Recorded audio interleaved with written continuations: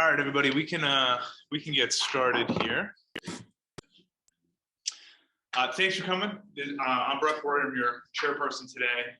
So good news and bad news. The good news is the meeting today is presented not only in front of you guys, but also on Zoom as well. The bad news is we have some board members who aren't going to be here, so you're going to hear me speak for a lot longer than normally we wanted. So that's the bad news today.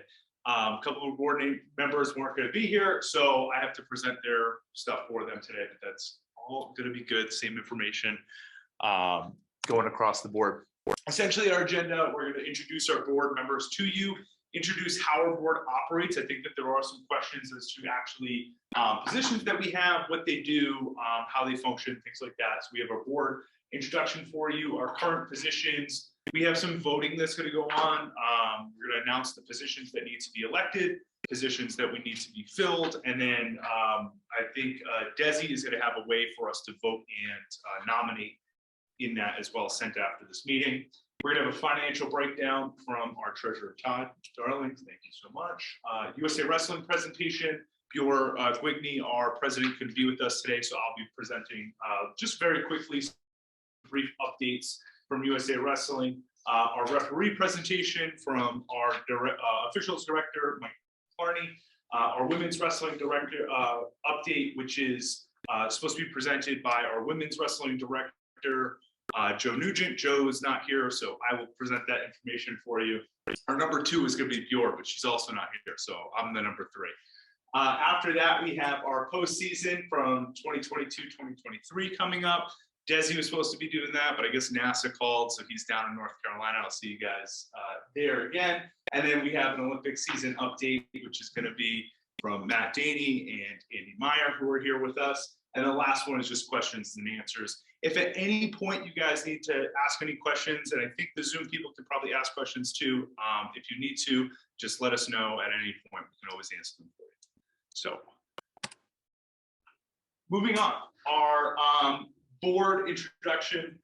So the way our board is broken up, we have it broken up into a few different ways for you guys to understand. So we took the state and we broke it up into our sections. So we wanted to make sure that each section had a representative. So our north member, our south members, central and west. So our board is represented across the state in each of our sections. We then also break it up into 3 general members. These are going to be anyone that's a USA Wrestling member that wants to join our board that is elected by our members. So this is Desi Kaplan. He is not a coach. He is not an athlete. He is someone who is our board.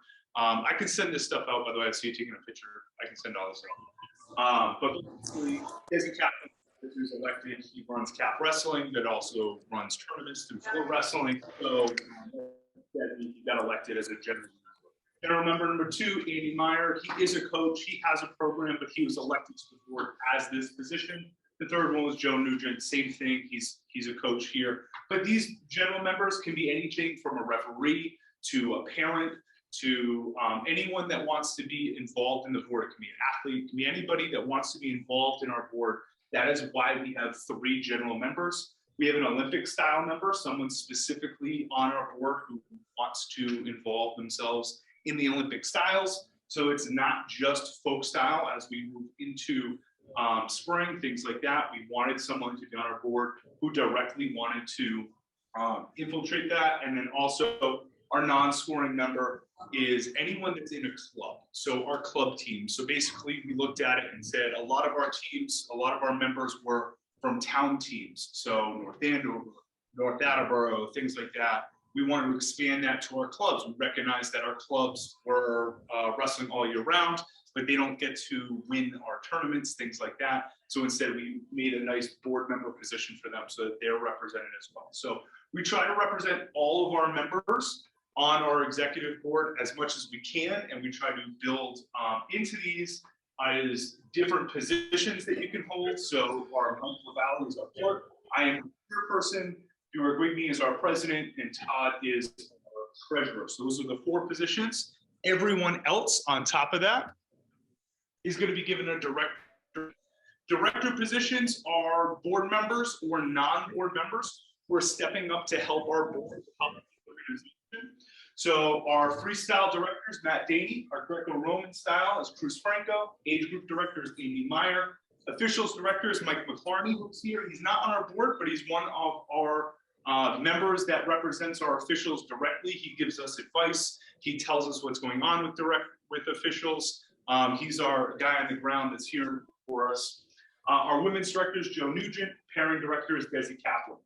The three positions that we have that we do not have a director for that we're looking to fill, our education director, we're looking for someone to directly talk about how we want USA Wrestling to progress here in Massachusetts. Specifically, how do we want coaches educating their kids? What are some of the styles that we want to do? Someone who's going to push our coaches to a better place.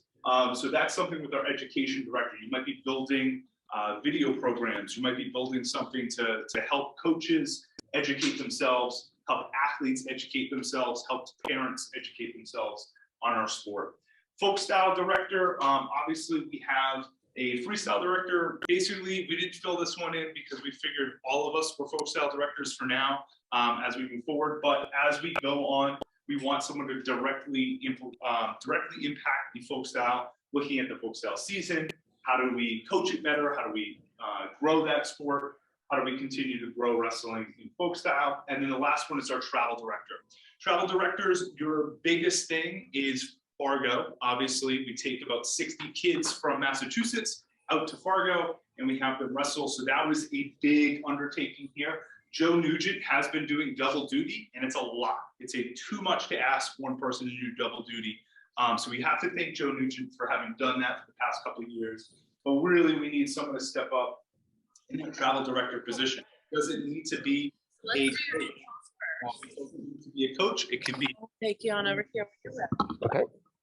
We're trying to mute them later. But it does not need to be a coach. It can be a parent that you think is really organized that can definitely book us some hotel rooms, flights, things like that. So that's our travel director. Any questions on the board, how it's set up, anything like that? No? Perfect. I explained that well. Up for election, these are our positions that are up for election. We did not have an election last year, so this year is actually 2 rounds of elections coming in. So we have our non-scoring members, Matt Daney. He's up for election this year. Olympic style members, Todd Darling, Desi Kaplan, Andy Meyer, and Joe Nugent. What's important to realize is that it's not necessarily the person that is up for election, it's the position that is up for election. So as you think about this and you go to vote and you go to think about where you're casting your vote, we're going to end up getting these people voted on and the board's going to shift based on how these people are elected. So the board is going to shift around and reset based on how people are voted into these positions. So it's the non-scoring member, Olympic style, the general members are all up for election.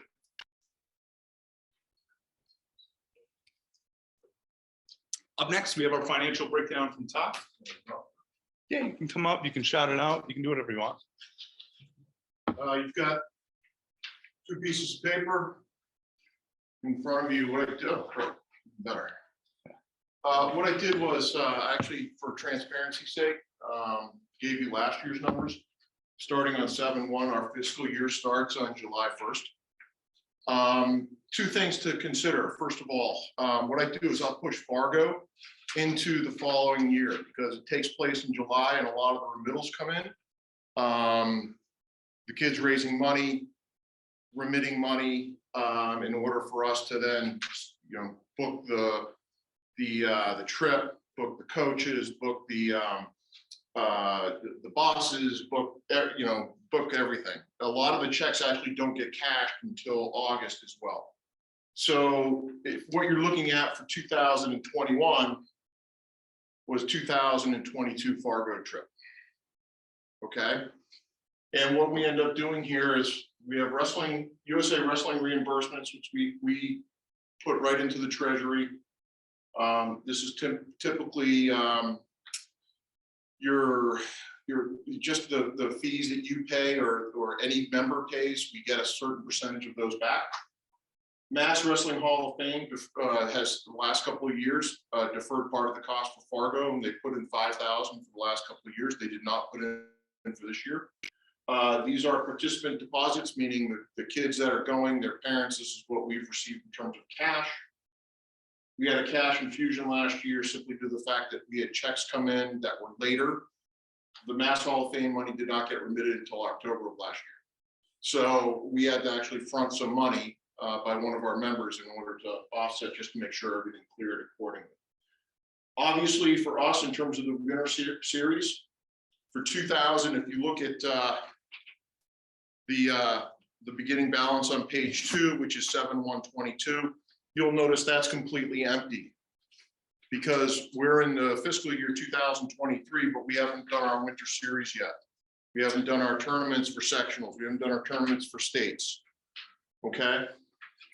This year, and then earlier this year, so I'll go back here just a little bit further.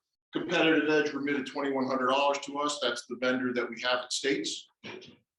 These are the fees that we took in for sectionals. For the reason why it's different numbers, that PayPal holds back some cash just as a service, so that's why some of these numbers are a little weird. Same thing with PayPal with the participants deposits. I'm not going to net those things out. I'm not going to sit there and call it as an expense. CAP was kind enough this year and stepped up. Instead of the Mass Hall of Fame, they actually donated $5,000 to defer the Fargo cost to kind of step in behalf of them. So thanks Desi and his crew. And then of course we had our spring series, which brought in a certain amount of money, but then we have obviously the expenses associated with it as well. Checks, no big deal. I did not rent the PO box this year. We had overdraft costs because, like I said, we had to have that extra money come in at a certain time. The website fee, which is the website that everyone uses, it costs that much for the year. We also, last 2 years, we've implemented an additional benefit to the state. It's not just Fargo that we're dealing with. We also are paying for coaches and for deferring of some of the costs associated with girls nationals and kids nationals. The board votes on that sort of with my hand as it relates to how much cash we have on hand. So last year we donated $1,200 and the year before we did both. So, and then the US National Convention cost, we actually sent Bureau out. Any of the board members can go. We want to send one person. We sent Bureau out the last 2 years and we deferred her cost as it relates to her hotel room and her airfare. Fargo costs are broken down according to Fargo. Again, that's the treasurer repayment of the $7,500, pretty simple. And then here are the expenses associated with running that winter tournament series. Obviously you saw up there the expenses associated with the tournament revenue. Here are the costs associated with all of that tournaments from the winter on the last page, and then for the spring. Those are the total expenses. We entered this year with just about $33,000. We were fairly flush this year. You can see that on the beginning balance on 7/1/22. Great, better organized than me. And then of course we have the same type of entries here. We've got our wrestling, USA Wrestling reimbursements. That's been $2,300 since this is as of 10/31. So this is literally a week ago. I went through all the books and everything else. This is what they've remitted thus far. I would assume we'll probably still be in the $12,000 to $13,000 range. We just haven't started the season yet. These are some of the early remittals. And I did get an email just the other day that they deposited $1,400. So, or $1,385, I think it was. And that, of course, will be just added to the balance as we go. Mass Hall of Fame, I just put it as a 0 number because it's been in there the last couple of years. This is the Fargo numbers for this year. These are the participant deposits. Obviously, as I said, the Fargo that we just did is in our fiscal year 2023 because the tournament takes place in July. I've got restricted cash. I've already been told that it got a little corrupted when I did a cut and paste today. It's actually $2,000. It's actually $2,100. Well, it's $2,000 right now. But you gotta get me that extra $100 from Bureau. You gotta get a Bureau for Well, I'm not that. sure if it was Bureau, but you have the check. I don't think I have the check. The check, okay, check, that's what we have to do. That's correct. The Yeah, company that gave it, I gotta make sure. I'll give you the name, Daily Corporation. Okay, All right, sounds good. Simple. So our total revenue so far this year is just, and I put this in as revenue because obviously we've got expenses that we pay in advance for the trip. So we pay the coach bus, we pay the NDSU fee associated with housing and room and board, I guess I should say. We pay the airfare, and we basically try and collect everything as it goes, because obviously those expenses come in. We want to try and do the airfare first, because obviously that makes sense. We want to secure the coach. NDSU is pretty lazy about cashing the check. They usually don't cash until the middle of August. And then they remit us a little bit of a holdback for security deposit, which I just got the other day. You want to go to the next page, which is the last, I think really the last page. So again, so far this year, we've paid for girls nationals and kids nationals. The USA convention costs took Bjorwin in August. And then our Fargo costs, you can actually compare some of the costs versus last year. The coach bus was up 50% from the year before in terms of cost. Airfare wasn't too bad, but the room and board was up around $9,000. And then of course we had just petty cash. So we pay the coach bus guy, the driver, some cash and things along those lines as a tip. We did have one additional expense for this year, which actually will lower our costs going into the spring season. We completely ordered, is the best way to put it, the awards for the spring season. And we're going to just replate those and redo those. So I'm expecting that to be really the cost, maybe another $1,000 or whatever. That's about it. So then our expenses so far, and right now, the last page, or is this the last page? Oh yeah. So this is the one that we're talking about. This got a little corrupted because it lost this when I did cut and paste. Evidence 2,000. We will check to make sure if it's 21 or not. Anybody have any questions? So just to, I'm certainly more interested in the winter stuff. Yep. The other stuff is great. Am I reading this right, that we got about $32,000 worth of tournament fees to come in? That includes the competitive edge kickback in the tournament. That added up to 32.7 thereabouts last year. Yep. And then the cost of running those tournaments was about 18.5, which is the cap, the rest of the training in the facility. Yep. And then the spring deal, we brought in about $8 grand, 7,800, and it cost us about 57 plus those awards. Yeah. Some. That's all right. We try and break even in the spring, and we're trying to make obviously some money as it relates to just being able to And then we have some overhead stuff like the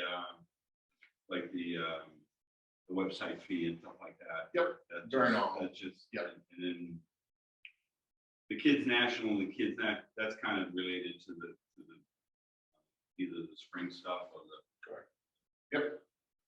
So maybe that's part of the spring stuff as opposed to the national 5 type. Well, so the reason it's reason it's currently reflected is, the first year that we brought people out, there wasn't the understanding of the costs and actually from that age. And so, yes, it happened to be style record, and perhaps it could be captured as the spring reason to ask, if it makes sense. But the idea was we wanted to make sure we allocated some money from the money that generic. Correct, that had either been accumulated through excess because of folk style tournaments or money coming back from kids nationals to that age. That's what we got the last couple of years. But we can certainly discuss if it makes sense to, as perhaps there's a folk style director, allocate, this is how the folk style money kind of looks. Right. One of the things that happened last year, of course, we didn't have the sectional with snow days and crowd that affected. Well, venues was were the biggest. And the because of that, we didn't have more refs and we didn't have more venues because we only had the one-day tournament at Reading. So, I mean, I think that we have, you know, we didn't reduce the fees for the wrestlers. We still charge them $40 for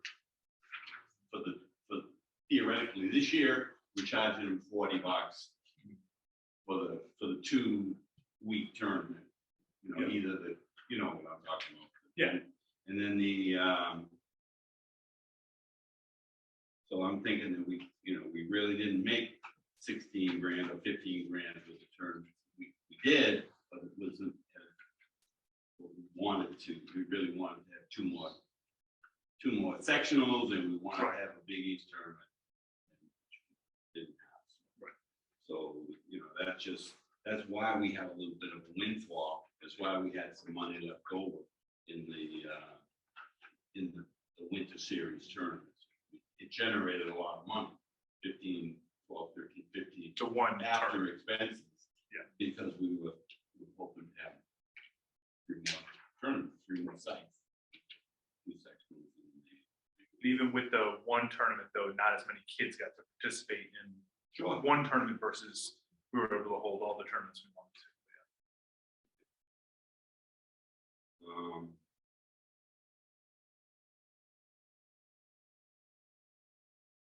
I looked on the website and I saw that it's coming up, again, from the little kid's point of view. We're charging, is it 40? Is it 40 plus, 40 plus 20 for the middle school kids? And then. Have we determined what that is yet? Or? Is it for USA Wrestling or are you talking tournament fees? I'm talking about the tournament fee. Tournament fees? Yeah. We have, I think it's $40 set. I don't know if Desi's finalizing some numbers for us for it. Problem is we don't have a lot of venues, so we don't have a good idea as to what our expenses are going to be. We've been trying for months. So maybe that dollar figure, maybe that's the number from last year. Yeah. So who's babysitting the not the digress from the finance side, but who's in charge of the website? Can we save this conversation for the end so we can keep going? Okay. Yeah, we have a questions and answers section, so I'm happy to talk about it, just not in the middle of the breakdown. Babysitting the website. Like who updates the website? Oh, it's mostly that. Yeah, it's mostly Desi, but we'll talk on the website. So, yeah. Good. Any more questions on finances?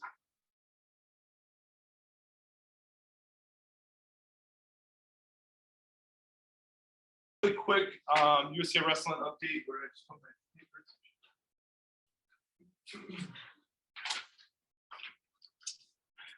So Bjorn wanted me to just let you guys know, Safe Sport has been updated. So when you take your USA Wrestling profiles, you're gonna make the profile, just so you guys know the process. You make a profile, you attach that profile to a membership.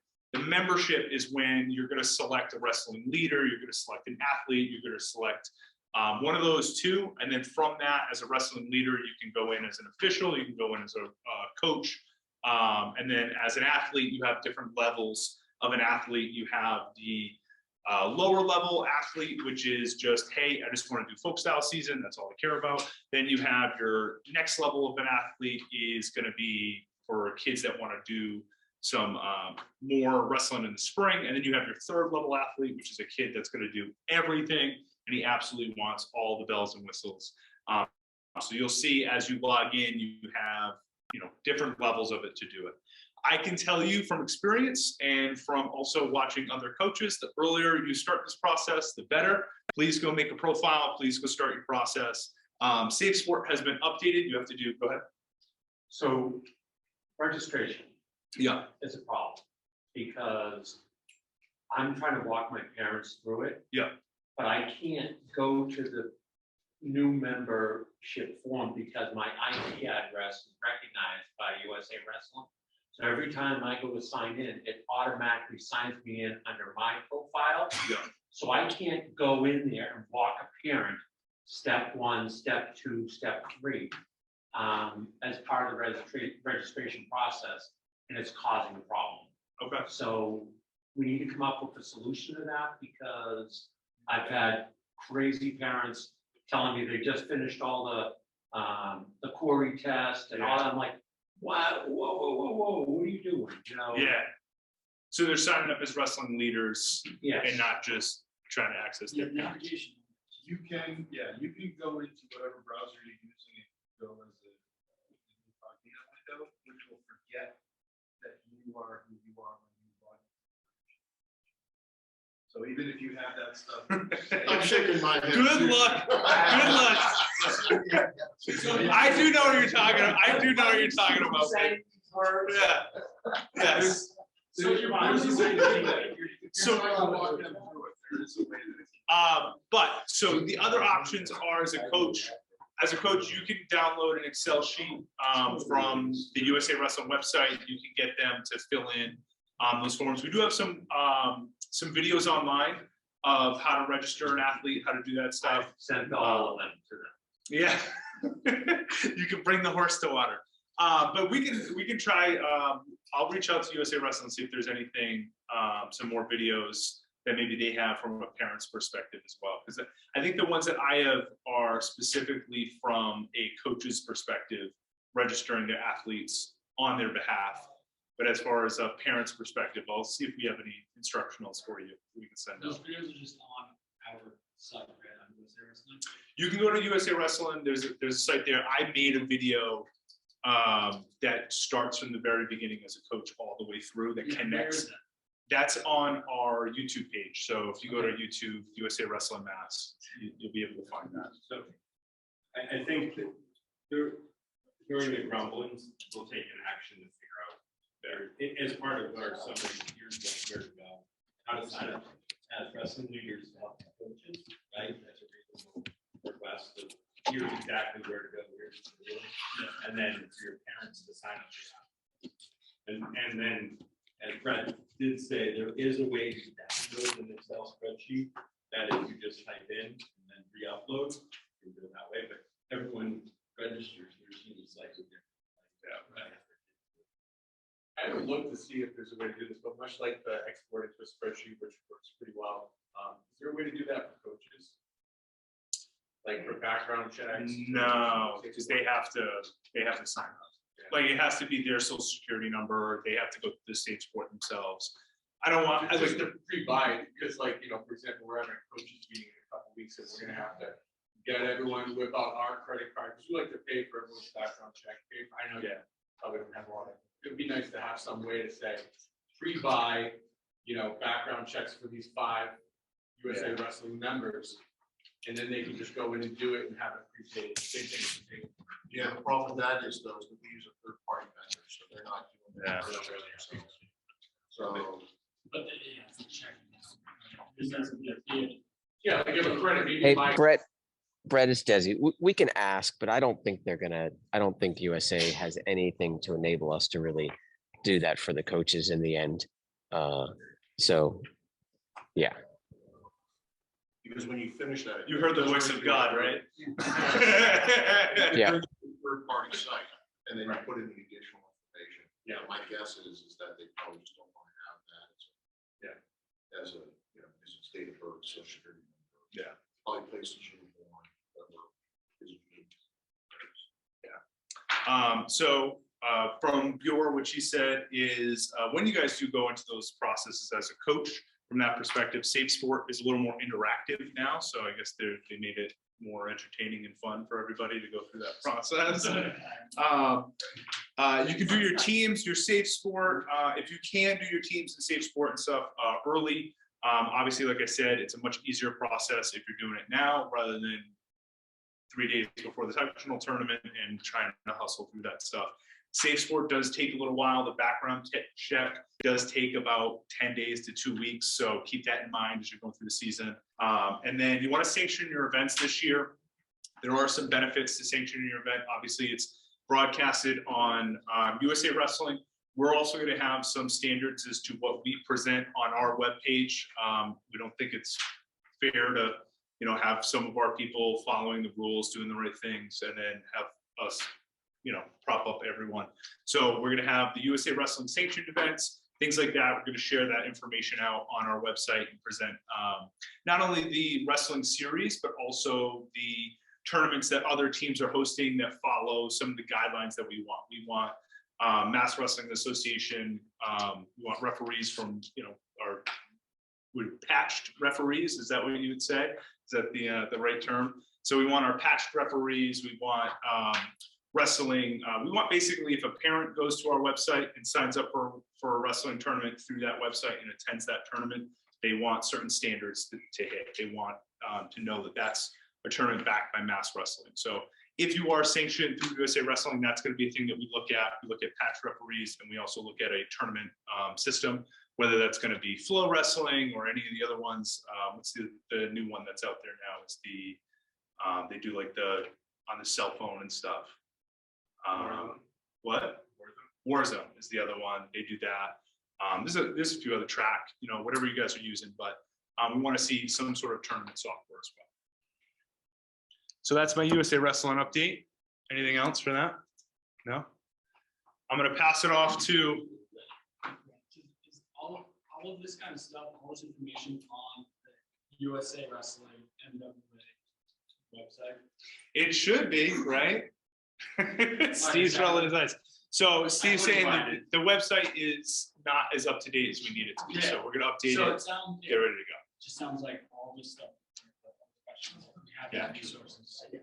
We can just tell parents, go here, and we can, that's just our meeting place. Yeah. As anyone creates anything, it's like, hey, here's a how-to. Yeah, pretty good. All right.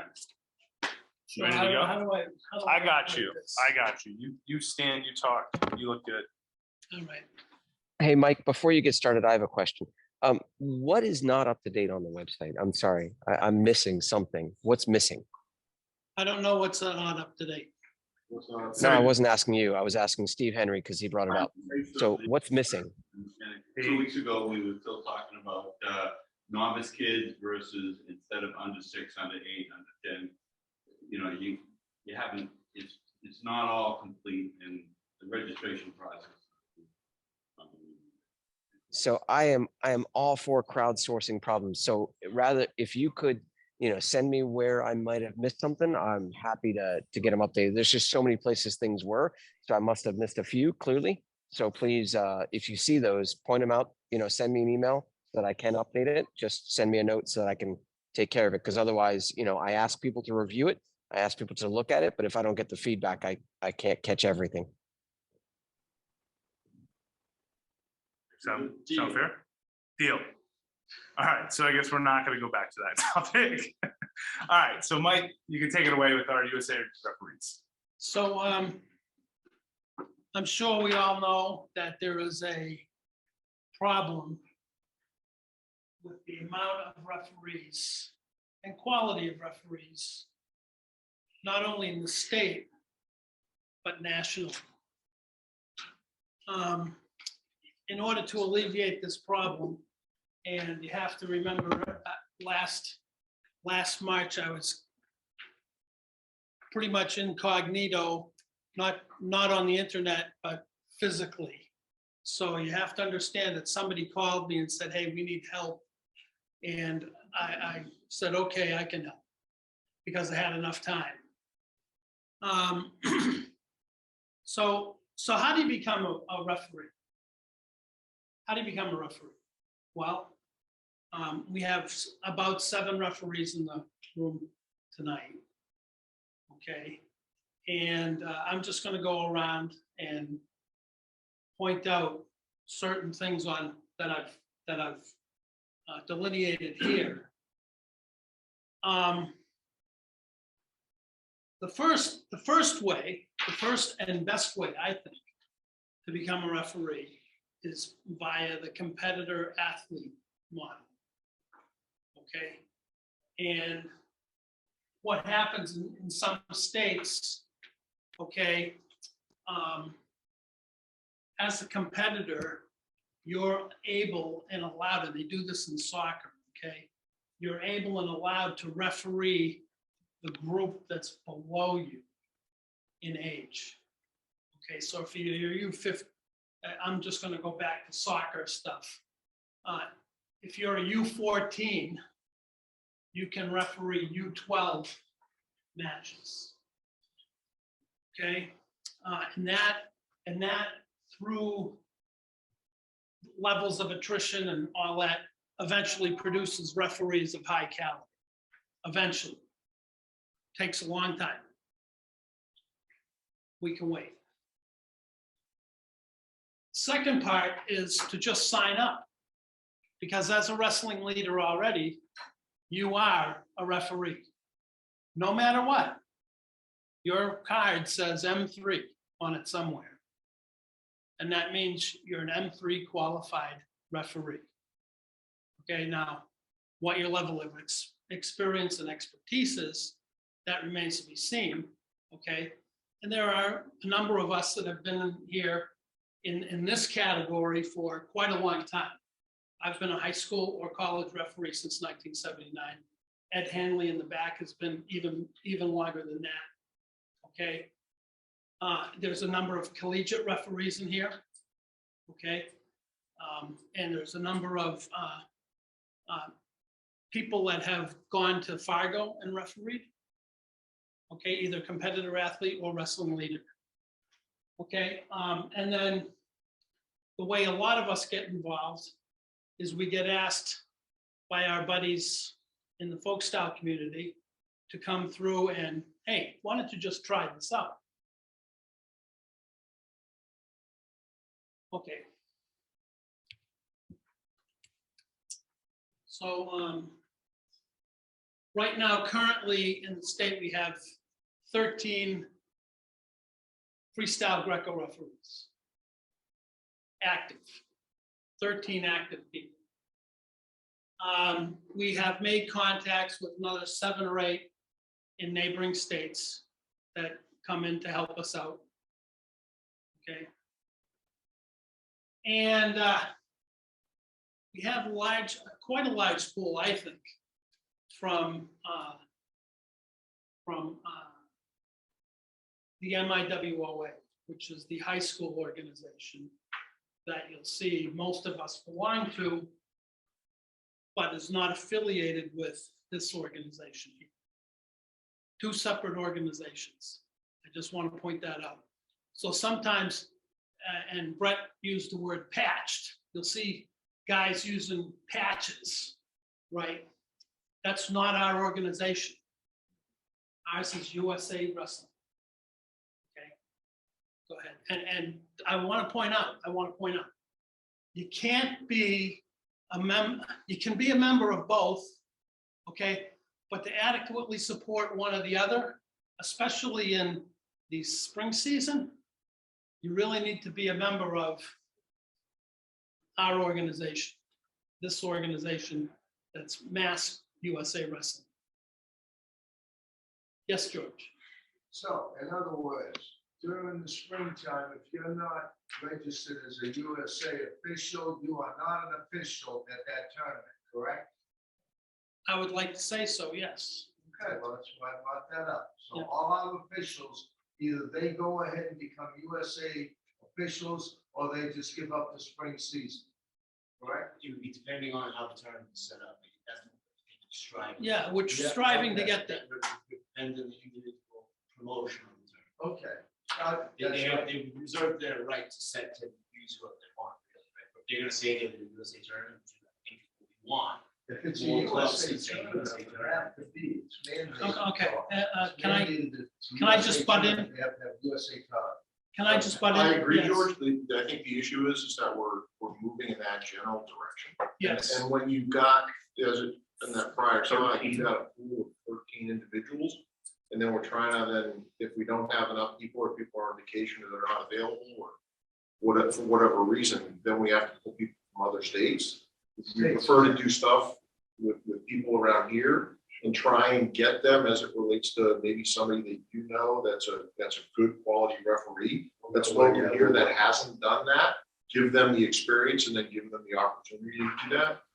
I think I'd rather do that with Massachusetts person than call somebody from. So the thing that comes into question, this is where the crux of the conversation, right, is for freestyle, in my opinion, less of an issue because, you know, we're going to bring in qualified freestyle Greco pro officials. The issue comes in the folk style season, okay? When we don't have enough people in the folk style season, which includes our Mass Youth States and our sections and our Big East tournament and our Girls New England that we host, okay? When we don't have qualified people that are officially there, if there was ever an issue,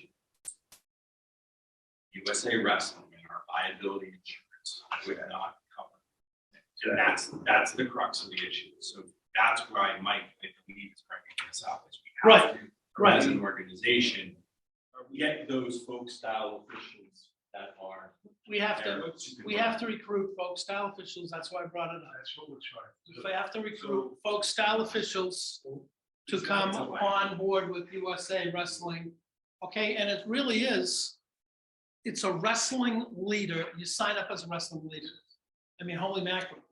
Anybody can do that. So to become a ref, Mass Wrestling. Are you a wrestling leader? I'm a wrestling leader. You're a ref So already. I can just qualify to be a ref. Right. I can use you in freestyle Greco and for folk style. You just need, like, we're gonna try to have, Qualified ref. huh? What makes me a qualified ref? Signing up. Signing up. and- Believe it or not. Signing up. RP. Qualified two refs. Who said that? Yeah, so- Qualified two refs. So, yeah, so basically, you're signed up. So, yeah, once you sign up, How do we get our credentials? How to get on a match. Signing up. Okay, can we just move off of this? Maybe for insurance. Look. It's for insurance. Maybe for insurance. The reason that they have to do it is so that the parent company, USA Wrestling, covers the insurance. Thanks. Okay, so let's. So look, so thank you, Jim. So all of us as competitors, wrestling leaders, etc., all genders, all sizes, all shapes, colors, figures, whatever, any experience level and any style. Okay, I'm sure we've all sat back and said, I can do a better job than that guy. Yeah, I know you have. I watched the high school sectionals this year, and I was better than all four reps. All right. That's enough of that. Okay, for folk style referee converted, that's the number of us in the room already. Okay. And I think that's the easiest conversion to freestyle Greco, because you already know what control is to some extent. Okay, and that's the major issue in freestyle Greco referee. Go ahead, Ron.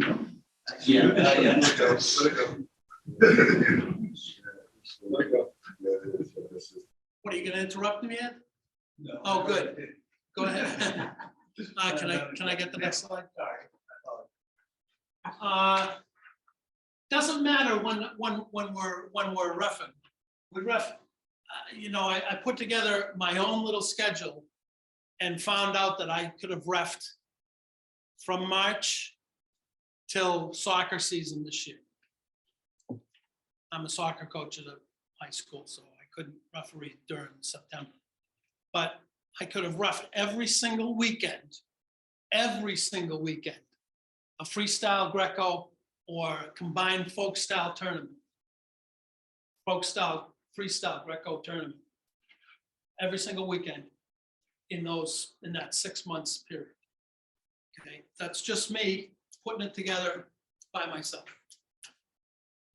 So here's our opportunities. In state tournaments, we really need more than 2 state tournaments, 2 in-state tournaments in spring.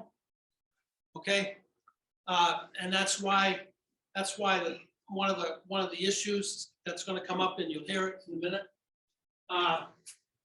We're going to go to out-of-state tournaments. We got to be ready to travel. Okay, it expands our skills to other styles.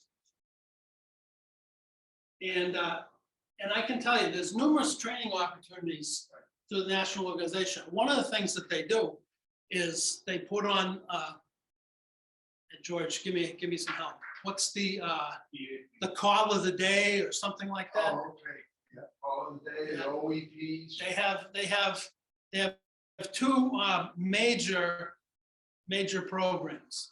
It's an official OEP. OEP. Okay, but I don't know the acronym, but it's an OEP.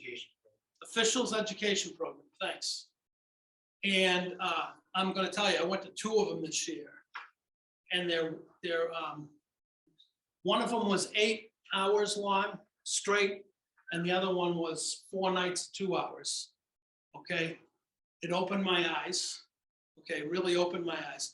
And then they have another a parallel educational program called Call of the Day, where you actually get people commenting on a call that they've filmed at the World Championships, the US Nationals, or whatever. And how would you call this? And then 2 experts get on and say, I would have called it this way, and another guy would say, I would have called it that way. And then people can write in and ask questions about it. It's really, really informative. And if you really want to learn freestyle Greco, that's the way to do it. Go to the Call of the Day. So, my agenda, I'm looking to establish a youth referee program where at least youth referees get the benefit of us older guys, and I say older guys, you know, anybody that's out of high school and on, helps a youth come through and referee for quite a number of years before they can just, once they get out of high school, they're eligible to go ref high school. Okay. That way we retain the younger competitors. We got to look to retain these guys. We're losing way too many of them. How many guys walked away from the sport when they were out of high school or just out of college? I did for about 5 or 6 years until I realized I missed it so much. I had to get back in it somehow. And referee was my avenue.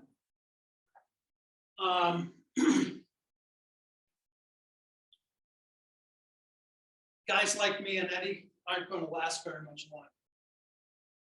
Just let you know. Okay. I shouldn't be here tonight.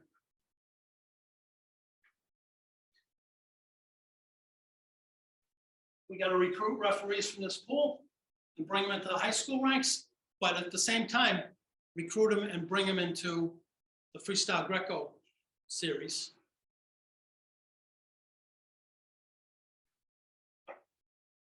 There's another pool that's out there that isn't really utilized other than the people kind of in this room. And it's the collegiate high school referees. If you're a collegiate referee, they love you. Freestyle Greco, guys, you're in like Flint. They'll take you and go, hey, do this, this. And the last thing, the travel is quite extensive.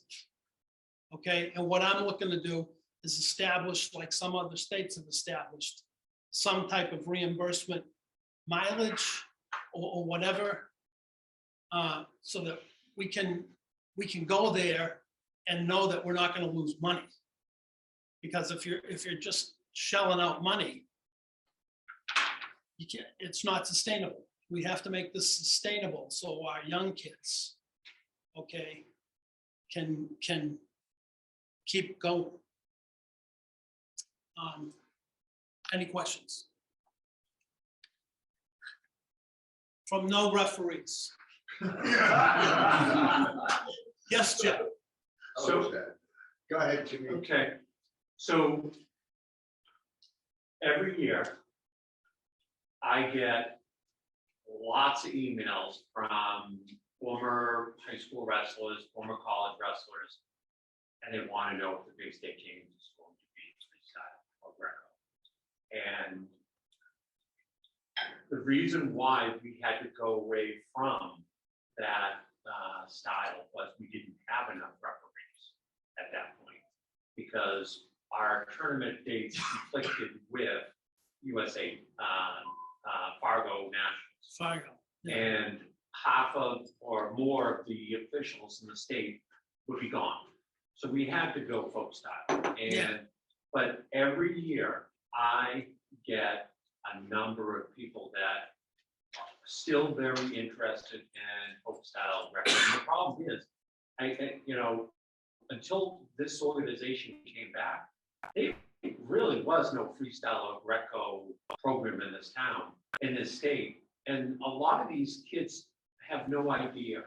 Yeah. They're, 20 years, it's right, about 20 years where there was no competition, kids, so they don't even know the rules, I agree. so ideally, if we're going to do this, like you're saying, soccer. Yeah. The U14s can do the 12s. My 16s son can do growing up 14. Never had a full soccer referee until he was in the 8th grade. Yeah. Everybody, he had one referee and the rest were high school kids. Linesman. Linesman, yes. Yeah. With a flag. Yeah. And, if you can somehow pull those kids in as part of your future referees, that's great. Well, look, this really comes down to the grassroots club level. I can't do it from where I sit, only because I don't know everybody that runs a club. I don't know everybody that runs a city organization. I know many of the people in the room, but I don't know how many little kids they have and what ages they are and, what they're eligible to do. There's nothing wrong with, how can I say, an experienced referee overseeing 3 or 4 mats of youth referees. Okay? The thing that we now in the scrimmages, Mike. Yeah, If that's you're a right. coach, a referee, we got high school kids, we don't have a match on a Sunday or a Sunday afternoon, and they're coming all in and refereeing. But the that's scrimmages. what actually a that's good point. that's- Great. that's- I'm glad you just said that. that's kind of the Very point glad we're you trying said to that. address. Yeah. That's something, if we can just kind of segue into this real quick, it's something that needs to be managed better, to get a developmental program for both the MIWA, okay? But specifically for this organization, we need to use the right officials in the right places, in any place. So we need to be sure that on a Sunday afternoon, there needs to be a point person, say it's Brett. Hey, Brett, I'm having a little scrimmage tomorrow at Dedham and Ashland and whoever else is coming over. I need 3 officials. That's gonna go to the MWA and get those officials to. That's what needs to, I think That's kind of the plan. That's So- kind of the plan.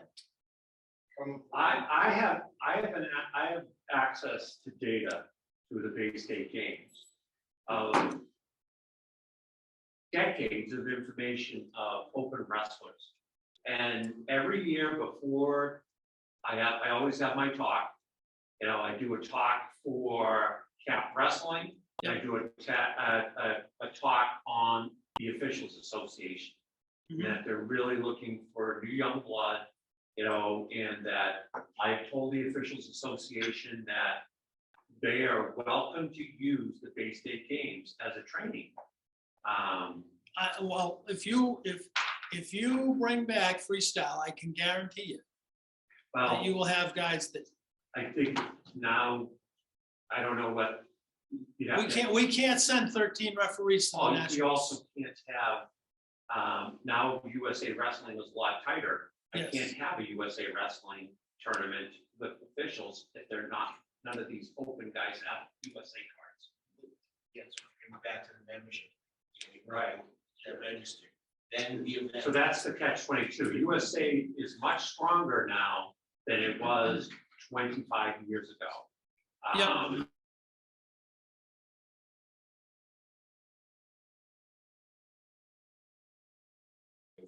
Freestyle and folk style, okay? There's an opportunity for officials education that we should cap. And let's not miss that. We are, Resounding. trust me, we are open to do anything to help either USA Wrestling officials or Mass High School Officials Association. I will get you a list of every open wrestle in the past 5 years. Well, we missed 2 years, so. That's all right. And that's gonna give you, I mean, at one point, we had former BU wrestlers. Yeah. How long has BU not had a team? 10 years? Almost there. So, yeah, so I We mean, had this 5 is, BU wrestlers wrestle 1 year at UMass, and I was like, what the heck? They all won. As far as keeping kids in the sport, I mean, you guys have a huge database flow of people that have gone through the program. Why not? Yep. I agree. I agree. This is just, you gotta understand, this is just a young, very young organization being organized right now.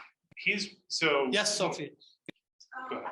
So we were bringing up the website earlier. Can there be a way to update the website in terms of like who we can contact? Because like, I obviously just graduated high school last year, so I'm still around the circuit enough that like I was able to contact these coaches. Yeah. But like, I know plenty of high school kids that were thinking of being refs and they don't know who to reach out to, they don't know who to talk to, where to look. Would there be a way of like getting the website or, you know, some form of media that we can share to every generation? Okay, so I'm gonna throw somebody in the room under the bus and myself under the bus. Okay, you can contact me because I'm the president of the MIWOA. Or you can contact me again because I'm the kind of referee coordinator here at MWA. Or Colin has a good handle on almost every single new referee here. That's why I was referring to Colin Pacelli in the back. Has numbers of referees. The thing is, you can lead horses to water. Yeah. Yeah. It's like, okay, it's like my son, okay? It's like my son. My son is gun shy of, I'm gonna tell you right now, he's got really gun shy, great wrestler, gun shy of getting yelled at. He doesn't want to hear it. All right, and that's what really, a lot of young referees shy away from the sport. Yeah, nobody yells at you. Okay. So it sounds like one of the things I will say, as we do this, as we continue, I'm gonna keep jotting down little ideas. I think it's a great idea to update different connections there. We'll continue to do this. Obviously, this is looking to accomplish, so it's not done. I think we're talking about it as if like we finished this and we're telling you the thing that we just accomplished. No, it's a work in progress. Looking to accomplish this. Mike has been with us now for about 3 or 4 months. And so these are some of the things that we've been doing, got him up to speed. He's gotten an idea of what we want to accomplish. And so these are the things that he's setting out to do now. So This is my that's a eighth big, month. yeah, so this is 8th month. So we're doing that. Before I grab your question, let me finish. So one of the other things is as we continue going through this, I hear us continue to talk about the website, right? I think Desi made a great point. If you have something for the website, shoot us an email, right? board@usawmwa.org and give us an idea of what you want to see on the website. Because right now it's everything that we just kind of like keep putting up, keep updating. But if you have an idea for the website or you have an idea of something we can do, we are all ears and we want help. So let us know. It would seem that one of the nice things to do with the website is to find those people who primarily identify as referees, especially internationally, have a little fun for them, and for those who do, and all those names in them. And if somebody's interested, they see this point, look, there's a name I know. So thank you, Great. Brett. Awesome. All set? Yep. Sweet. Thank you all for listening. All right. So I am back. As Joe Nugent this time. Actually, I do remember, I didn't write it down. He sent me an email and I'm being a bad board member. He'll pull up his email real quick.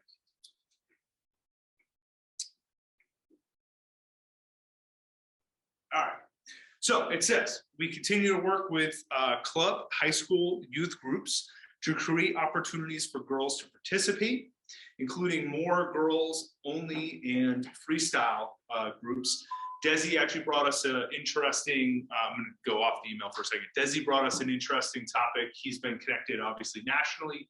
He's been talking to a lot of different states and organizations. One of the things that he found is that states that took a half a step into women's wrestling did not see as many women join their ranks as states that took full steps into women's wrestling. What I mean by that is the only divisions. So by saying this is a women's division, this is a women's team, this is a women's wrestling coach, rather than saying this is a men's team with a women's attachment to it, that is not as enticing for women as it is to say this is a women's team, this is a women's league, this is a women's tournament.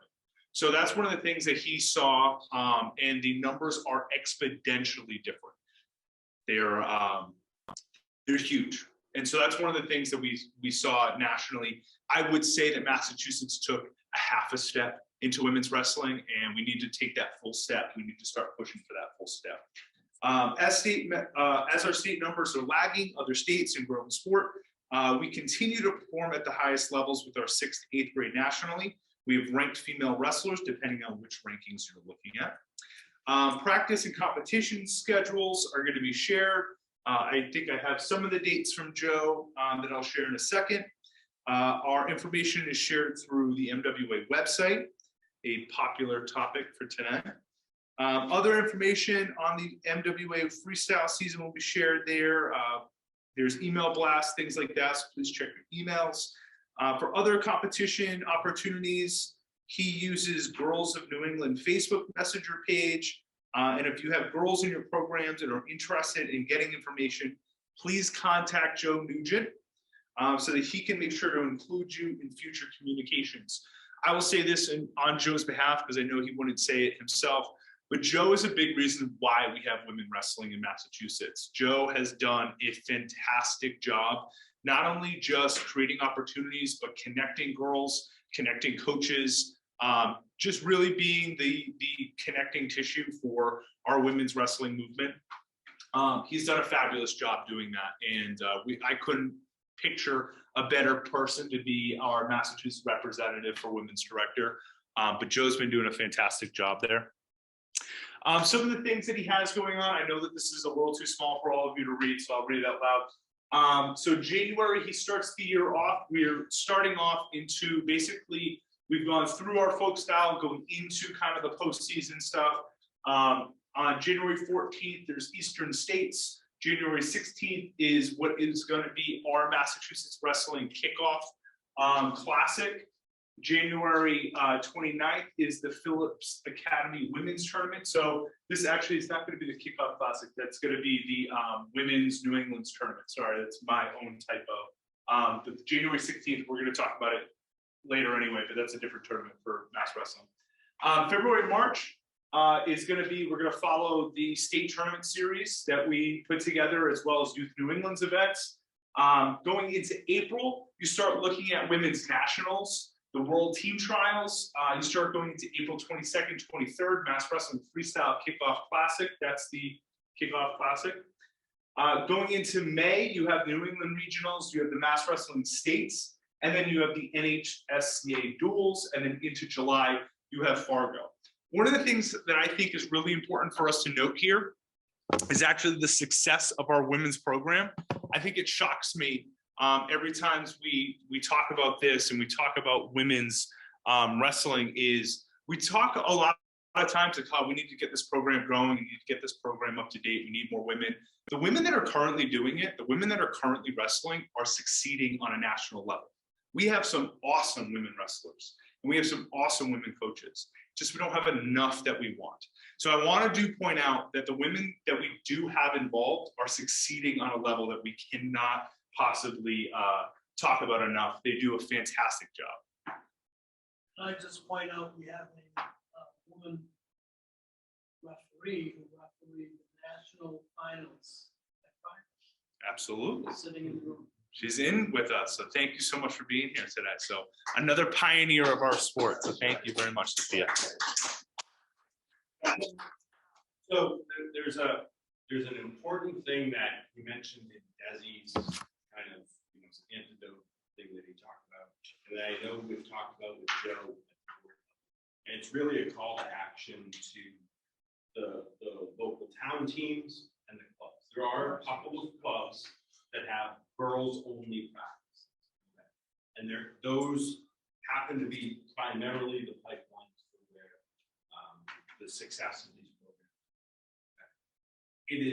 It is not a debatable thing, and this is to Desi's data, that if you have at your local club, right, your local town team, Woburn Youth Wrestling, North Andover Youth Wrestling, if you can at all possibly do it, have a girls only practice, 1 hour a week, okay?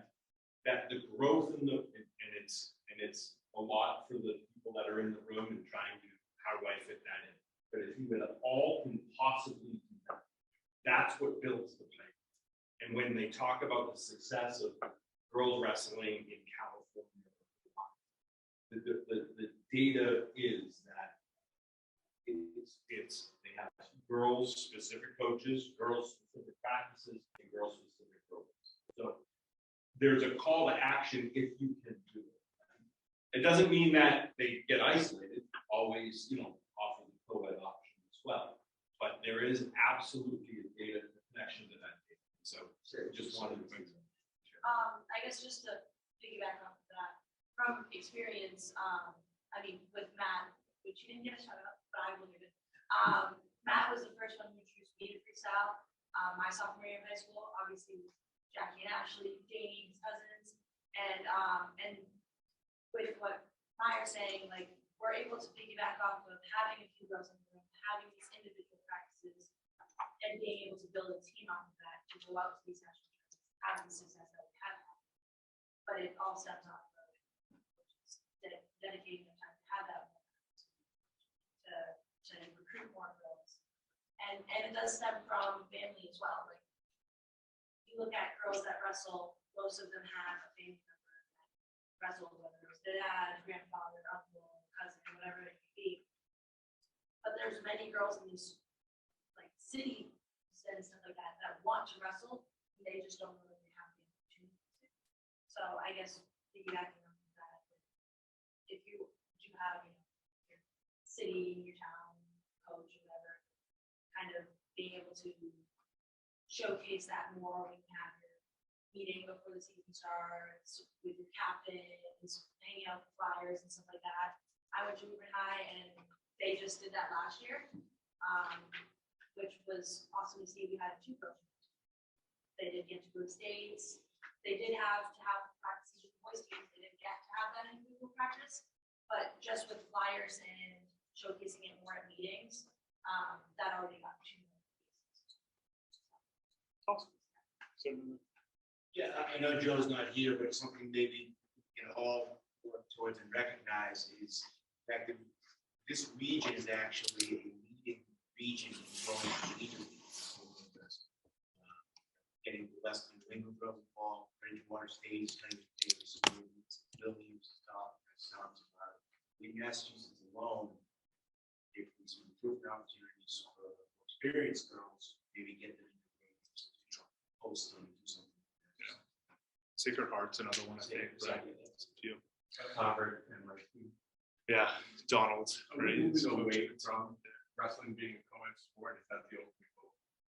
I think that would be the ultimate goal, right? I don't know that it's a goal. Is the goal It's to to move away from eliminate co-ed it. sport? I think they want to make it a part. Yes, Absolutely. So there's a big push at the Division I collegiate, they call it bridge the divide, right? How many opportunities they want to make available for that. Ultimately, having those opportunities, so it's no different than girls swimming and boys swimming.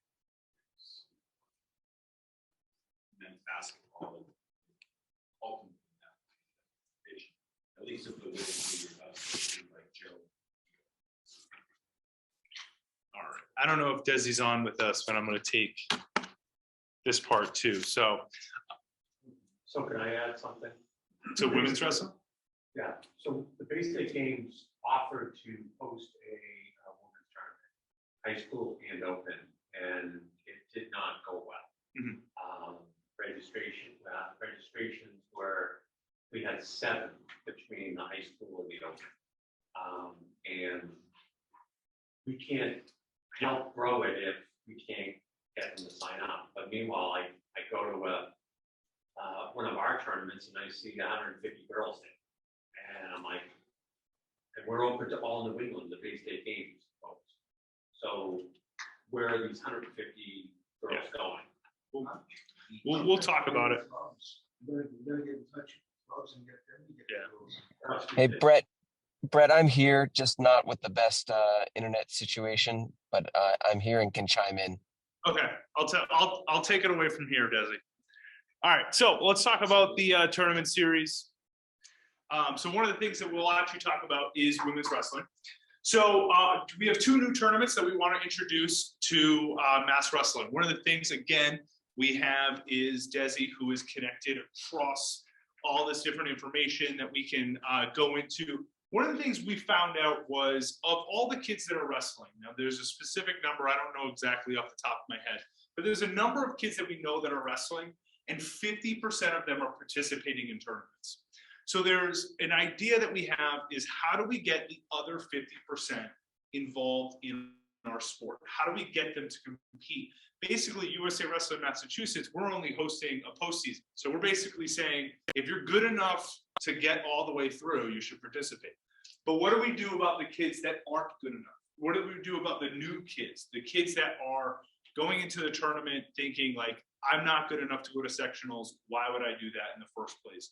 We want to host a tournament for beginner wrestlers, kids that are just learning the sport. I think too often we hear too many coaches talking about my kid's not good enough for the postseason, my kid's not going to go to that. They discourage their kids from going to those tournaments because if you go, you get beat up and all of a sudden now you don't want to wrestle anymore, right? It's not like other sports where, hey, I just lost my basketball game really, really bad. Like that stinks. It's like, no, you got beat up in front of your mom. That sucks. So we want a tournament for kids to learn, right? So we want a tournament for kids to learn. So January 15th or 16th is what we're looking for. The other thing that we're going to pair with that is a girls' New England tournament. One of the things that we noticed was we have been doing what we've told you not to do. We hosted a girls' New England tournament and we always pair it with another tournament. The reason being is because we don't get enough numbers in that tournament. We host a girls' New England's and there was about 112 girls from kindergarten to high school involved in that tournament, right? It's not enough to host a sustainable tournament in whether it be numbers wise, to hire referees, to host a venue, to do any of those things. 112 is just not the number that you can do if you're going to host a tournament. It needs to be around 300 kids in order to host that. So can I finish and then we'll jump in? So one of the things that we talk about is with Girls New England's, what we want to do is host its own separate tournament, be able to separate it completely and not host it. What we've done in the past is we've been putting it with the Big East tournament. And we looked at that and we said, what an insult, right? We're saying that this is the Girls New England's tournament and we're putting it with the Big East tournament, which is the kids that don't qualify after sectionals in middle school. So you're a senior in high school wrestling for your New England championship and next to you is a 7th grader that didn't make it past sectionals, right? So what we wanted to do is separate that. And this was a big statement from our women's directors. This was a big statement from, Joe Nugent, and we had a few other conversations that, hey, this is something we need to separate. This is something we need to do here. So what we want to do is find a way to separate the Girls New England's tournament. And so that is one of the other reasons why we introduced the beginners tournament. What we're going to do is separate these two completely. So whether they're on the same day or in 2 different days, we're going to separate these completely. So it's going to run a complete beginners tournament and then run a complete girls tournament. So on the same day or in the same venue, or we host the beginners tournament in a way that can be profitable to us. So one of the ideas that we have is teaming it with another tournament that's already being hosted. So we have a Kryptonite tournament is being hosted on January 15th. That's my own club. I want to be out there with everybody. Please email if you have a problem with this, but this is the suggestion. This is one of our suggestions we're working through. But our beginners tournament is January 15th. So if the beginners tournament's on the 15th and we are pairing it with a tournament that is already happening, the expenses for that tournament go down. The numbers for the beginners tournament, we're expecting to be fairly decent. So if that tournament becomes more profitable, we can now take a loss on the Girls New England tournament. We don't have to feel as bad hosting a tournament of just 100 to 150 kids if we can host it on its own. So we think that by hosting this tournament on its own individual venue and hosting it on itself, those numbers can start to rise and we can start building that tournament as its own program. So this is one of the ideas that we're talking about, is either these tournaments are going to be on the same venue in the same day, but run 2 opposite times, or we're going to host a beginners tournament in a way that it begins to make a bigger profit for us so that we can take a bigger loss here on that Girls and Women's tournament. The other important thing about the beginners tournament is there's a lot of us that have had clubs that go, you know, kindergarten through 8, and you've got beginners along the way, right? You might have a brand new 6th grader, you might have a brand new 4th grader, and how do you get your entire team there? Right? And so by having that opportunity to bring your entire thing, you can help Britain build your own organization. It's not just, well, you know, that will hopefully alleviate some of that hesitancy of competing for that brand new kid because he's going to do something that he's just going to 5 times. So who's the winner?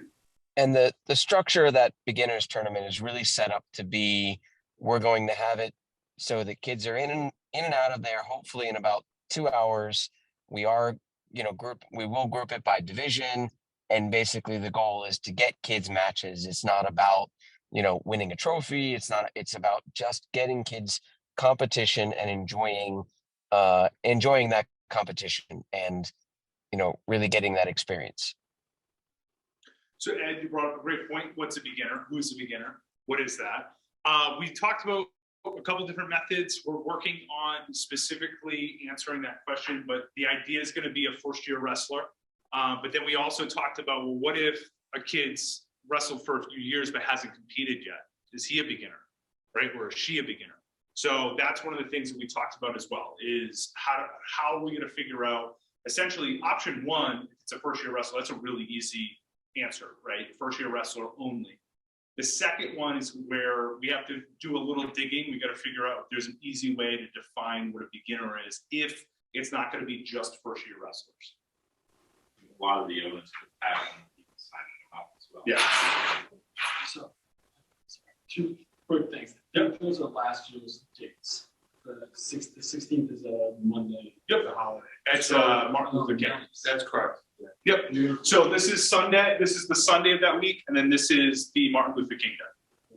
Yeah. Thank you. And then thought of doing more of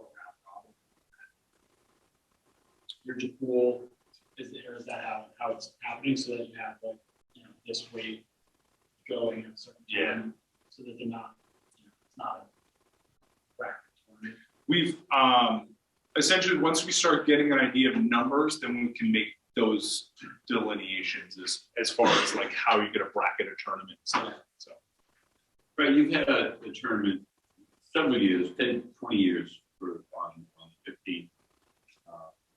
Has it always been an 8-man bracket? How have you done it? And then what have you done within your own tournament over the years for those kids that really have to ready? So I've always benefited from there being other tournaments that are tougher and the good kids go to. So my tournament does become kind of a very nice environment. I think that I think from the beginning, the Kryptonite tournament, which is the one that you're talking about, the Kryptonite tournament realistically sets a good standard. We're not here. There's no like pathway after this. I think there's a lot of tournaments that call in clubs from all over the place. We're really just a local tournament series. So there's a few teams in our area that come in, get some work. They send their entire team. So we get a good list of kids from each team. And then we do a 3-star system. So one star is first-year wrestler, 2-star is not a first-year wrestler, 3-star is a kid that placed at states in some way, shape, or form. We do a really good job of separating brackets or separating tournaments. So we try to host 2 different tournaments. We try to host an intermediate and an experience. So we try to give that experience for kids. But it's written pretty much. I think it's really important if you are going to host a tournament like that. It's really important for you to advertise it that way. And so in a lot of our verbiage talks about giving experience to all the athletes and to talk about separating brackets and talking about, you know, getting matches and worrying about experience, things like that. So Do you envision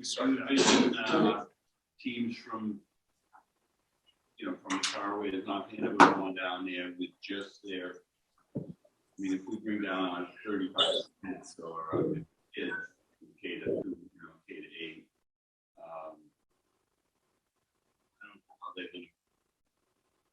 How many mats do you have down there? Do you use 4 or do you use 2 gyms? So we have, our middle school has, can separate, it's 10 sections all the way down. We separate 2 mats at a time. So we have 5 sections in there and we have a cafeteria. We can set up 2 other wrestling mats over there. So we have like 7, we can have 7 wrestling surfaces essentially, 7 or 8. They half-size mat. Yeah. 2 strips. So it's 2/3 of a mat. 2 strips is a mat. 3 strips is a mat. 3 strips is a mat. So 2/3 of a mat you get to rest in. Yeah, so for the girls, would it be, like, if they end up being on the same day, would it be, you got one tournament and then the other? Mhm. Because I did the girls in the tournament, like, I think 3 or 4 years. And we'd always start a little bit later, but the boys were always the rest of the ladies tournament. And we get like the last 2 nights of that, super crowded. That's what we're trying to avoid. That's what we want to avoid. Yep. So what it'll do is if it's on the same day, this tournament will completely run and finish. And then this tournament will pick up and go. Keep in mind also, it's only 100. One of the reasons why it is that way is because there's only 120 athletes competing. So if you ran 6 mats of 120 athletes, you'd be just constantly wrestling. We'd be sending you out on mat 1 and mat 6 at the same time. So we slow it down, but basically that's what we would do for girls New England is we would run this completely and then run this one completely. So How many kids have you historically had this at the tonight tournament? at my tournament, Yes. my tournament's getting grilled. No, we get about 300 athletes, roundabout, like in that range, 250 to 300, something like that. And what we would do is run 2 separate tournaments. So you'd have the Kryptonite tournament, you could sign up and wrestle for that. And then you could also have a beginners tournament that is hosted at the North Attleboro Middle School. So it's not that Kryptonite's going to host the beginners tournament. We are going to have this tournament as an option for you to sign up for. So it'd be Kryptonite would. And you designate 2 mats or the cafeteria gym for the other not. Flo can wrestle 2 tournaments simultaneously. So basically what you would do is we could figure out the logistics of that in a second, but basically the beginners tournament would be a completely separate tournament. Well, if you had, let's say you got another 200. Yeah. So now you have 500 kids. Sure. What time did you get down? How did you get down to your normal? We did 2 separate tournaments. We had an hour in between. Colin, you've been there before. We have an hour break in between because we get our kindergartners to 4th graders done in like an hour and a half, 2 hours, and then we go into the 5th to 8th and we get them done in an hour, 2 hours, something like that. And the whole day takes up until like 2, maybe 3 o'clock. So Sun's always been out when I've left. yeah, so it's a pretty well-run tournament. That's one of the reasons why we pick it. It's been one that Flo has done for years. But again, if you're thinking another tournament or something like that to host the beginners tournament, I'm all ears for that. I obviously recognize the fact that I was sitting in the room as the chairperson when we talked about this opportunity. So we're bringing it up. But yeah, that was one of the things we talked about, was hosting it with another tournament. The other thing to talk about here with the beginners tournament, Kryptonite would, if it was hosted with Kryptonite, is going to take all of the expenses. Right? We're already hosting that tournament. We're already paying for the referees. We're already hosting. We're already paying for the venue. That is why it's a possibility. That's why it's a thing that we might do, is because Kryptonite's already leveraging all of that So the benefit is Mass Wrestling is not going to have any expenses going into that tournament. For the girls, it's always been folk style because it is obviously really, season. Would that change when it's separated? Would it then become freestyle? No. That would be the folk style. Yeah. And then there'd be separate girls freestyle tournaments in the spring. Yeah. So we're completely separating fall, winter and spring into two different seasons. Any other questions on girls wrestling? Women's wrestling? So when we thought about doing women's wrestling for the Bay State Games, we were going to try to offer it as a freestyle tournament, but knowing that we didn't know if we'd be able to do it depending on the numbers. We initially started it, we're going to state it's going to be folk style, and then depending on the numbers, you know, it'll be freestyle, it may go to folk style, depending on the numbers. I had coaches from Maine calling me and emailing me, telling me that they weren't coming to the tournament unless it was freestyle.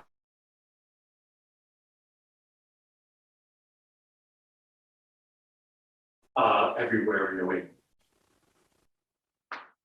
Yeah, they're crazy. I don't know. So moving on is the postseason tournaments. I'm serious. I know. All right. So we have our tournament series. These are the big numbers. These are the dates that you guys want to write down. So the 6U, 8U, 10U tournament. So some of the things that you should note going forward is we are using age groups, not grade levels. So this is going to be a thing to talk to your parents about, thing to talk to other coaches about, is it is by age, not by year or grade level. So this is a big change. The reason being, number one, is that when you do it by year, like by their grade, it's always you have a giant handful of kids that are, well, I'm in 4th grade, but I'm really a 5th grader, but I'm really, right? You have so many of those kids that they get bounced around. This is going to help clear up a lot of that. So it's not that you're in 3rd or 4th grade. You are either 6 years old and under, you are 8 years old or under, you are 10 years old and under, all right? There you're going to have the guys that say, well, my kid's in 8th grade, but he's 15 because he stayed back a year. We are 15U sectionals, right? So we are going to make exceptions for the kids that need the exceptions. We're going to make those things work still, but this is how a lot of different sports do this. So a lot of your parents are going to be familiar with the 6U, 8U system. This is also how USA Wrestling does it going forward as well. Again, we're trying to bridge the winter, the spring, make it nice, cohesive, easily conversation here. So 6U, 8U, 10U tournament is going to be on January 29th in Chelmsford. 12U, 15U sectionals, we have one location already, it's North Andover. That's still confirmed, good to go. All right, so February 12th is going to be North Andover's one of our sectionals. We need someone else to host either in the South or the West, right? So someone else, if you are listening at home, you are either going to do a sectional tournament here. Mass Wrestling States is on February 19th, and then the Big East tournament is going to finish us off on February 26th. That is a big change from before. What we usually do is Mass States falls as the last event of our season. Big East is the one that's in between.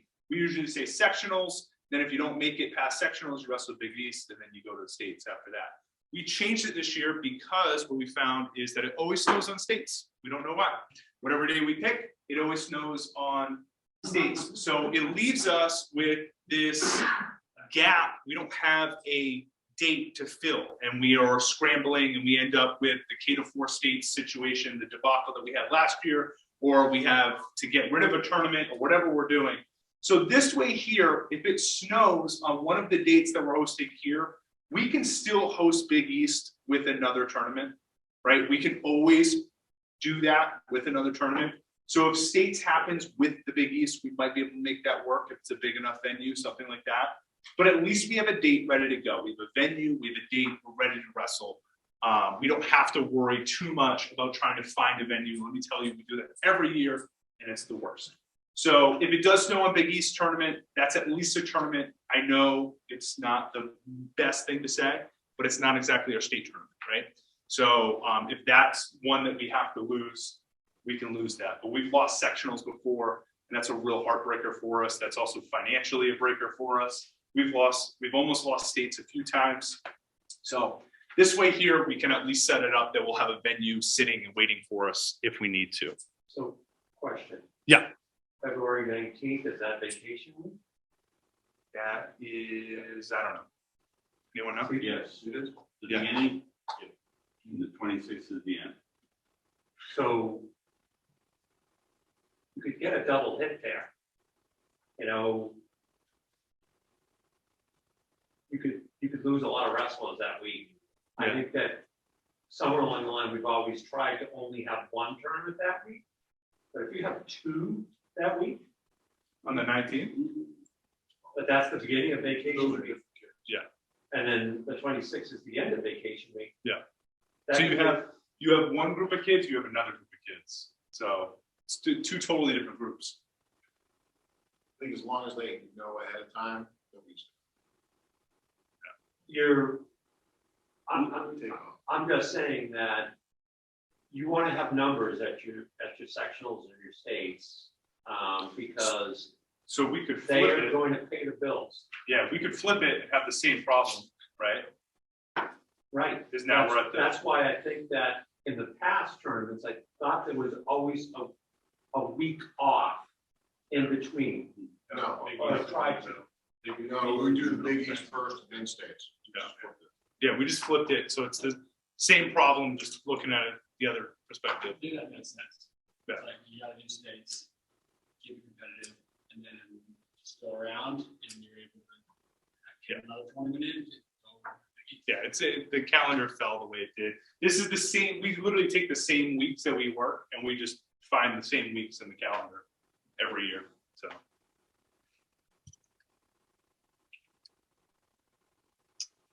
I'm gonna turn it over to you and Andy.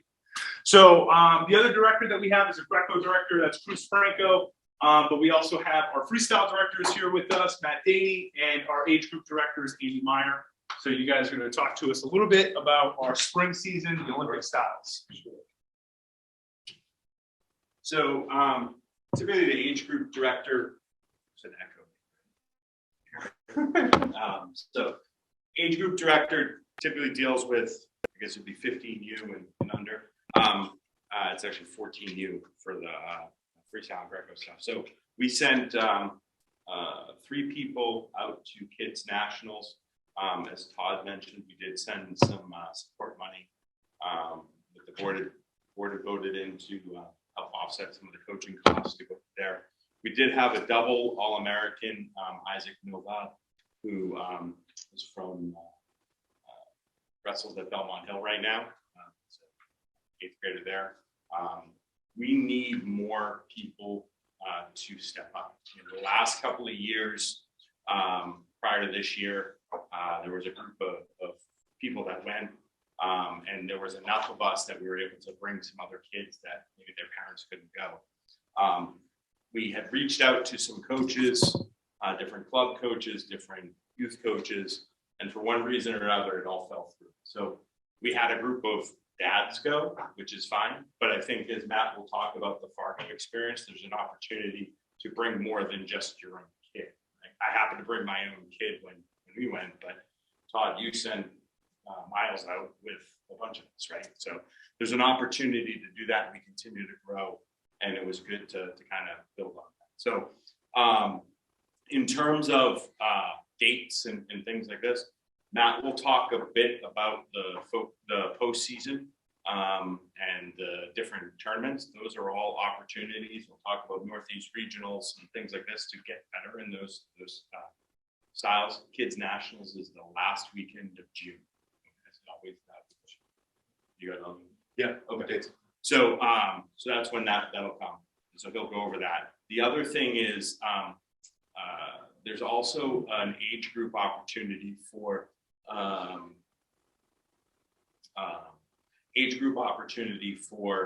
and I don't think it's there. It's the USA Wrestling Folk Style Nationals. And so we'll get that information updated on the website, because in the past we've had some kids go, and particularly the kids that are wrestling folk style, that do well here in the state, do well in youth, that are doing, have an opportunity to do well. So that's Right. I'll be brief. I'm Matt, freestyle director. Yeah, guys, we had another successful year. It started off in our last November. No, I'm sorry, not the Hanover tournament. We had a kickoff tournament there. Great numbers. I think we had 300 plus. Yeah, that great tournament. That's actually another great opportunity for the refs, introduction to refs and stuff like that. And then we had our state tournament in Natick, which was ran quick. It was a good tournament. Numbers were a little down because it was solely mass. And then we had another successful trip at Fargo. The numbers at Fargo for the boys, we had 36 boys go. Yeah, guys, we have a great group of kids that go out. We had 10 girls go out. We have, like, obviously, guys, it's quite the trip, right? So a lot goes into it. We start talking about it now, right? We'll love to get more people in, right? My goal every year is to bring 50 boys. We inch into it.